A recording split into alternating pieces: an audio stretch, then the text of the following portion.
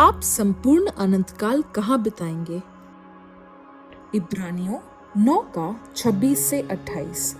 नहीं तो जगत की उत्पत्ति से लेकर उसको बार बार दुख उठाना पड़ता, पर अब युग के अंत में वो एक बार प्रकट हुआ है ताकि अपने ही बलिदान के द्वारा पाप को दूर कर दे। और जैसे मनुष्यों के लिए एक बार मरना और उसके बाद न्याय का होना नियुक्त है, वैसे ही मसीह भी बहुतों के पापों को उठा लेने के लिए एक बार बलिदान हुआ, और जो लोग उसकी बाट जोहते हैं उनके उद्धार के लिए दूसरी बार बिना पाप के दिखाई देगा।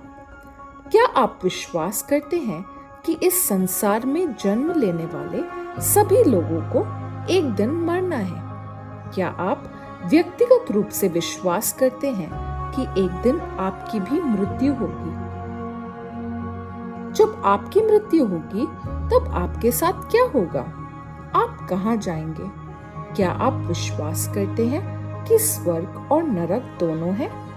यदि आप विश्वास करते हैं कि स्वर्ग है, तो आपको क्यों वहां अनंत काल बिताने की अनुमति दी जाएगी? पहला तीमुथियुस 2 का 3 से 6। वो ये चाहता है कि सब मनुष्यों का उद्धार हो और वे सत्य को भली भांति पहचान ले, क्योंकि परमेश्वर एक ही है और परमेश्वर और मनुष्यों के बीच में भी एक ही बिछवाई है, अर्थात मसीह यीशु जो मनुष्य है, जिसने अपने आप को सबके छुटकारे के दाम में दे दिया ताकि उसकी गवाही ठीक समयों पर दी जाए। आप अपने स्वर्गीय घर का द्वार खोलने के लिए किसी दूसरे व्यक्ति की चाबी का उपयोग नहीं कर सकते। क्या आप परमेश्वर को व्यक्तिगत रूप से जानते हैं?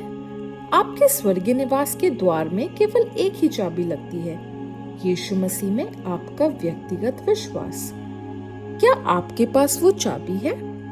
मैं विश्वास करता हूँ। यीशु ने कहा, तुम्हारा मन व्याकुल ना हो, तुम परमेश्वर पर विश्वास रखते हो, मुझ पर भी विश्वास रखो। मेरे पिता के घर में बहुत से रहने के स्थान हैं। यदि ना होते तो मैं तुमसे कह देता, क्योंकि मैं तुम्हारे लिए जगह तैयार करने जाता हूँ। और यदि मैं जाकर तुम्हारे लिए जगह तैयार करूँ, तो फिर आकर तुम्हें अपने यहाँ ले जाऊंगा, कि जहाँ मैं रहूं वहां तुम भी रहो। यूहन्ना 14 का 1 से 3। मैं विश्वास करता हूँ, यीशु ने कहा, और अनंत जीवन ये है कि वे तुझ अद्वितीय सच्चे परमेश्वर को और यीशु मसीह को जिसे तूने भेजा है जाने। यूहन्ना 17 का 3। क्या आपने यीशु मसीह को अपना प्रभु और उद्धारकर्ता बनने के लिए स्वीकार किया है? क्या आपने यीशु से अपने सभी पापों की क्षमा मांगी है ताकि आपके पापों का लेखा सदा के लिए पूरी तरह मिटा दिया जाए? मैं विश्वास करता हूँ कि यदि तू अपने मुंह से यीशु को प्रभु जानकर अंगीकार करे और अपने मन से विश्वास करे कि परमेश्वर ने उसे मरे हुए में से जलाया, तो तू निश्चय उद्धार पाएगा, क्योंकि धार्मिकता के लिए मन से विश्वास किया जाता है और उद्धार के लिए मुंह से अंगीकार किया जाता है। रोमियो 10 का 9 से 10। मैं विश्वास करता हूँ। फिर मैंने सिंहासन में से किसी को ऊंचे शब्द से ये कहते सुना कि देख, परमेश्वर का डेरा मनुष्यों के बीच में है।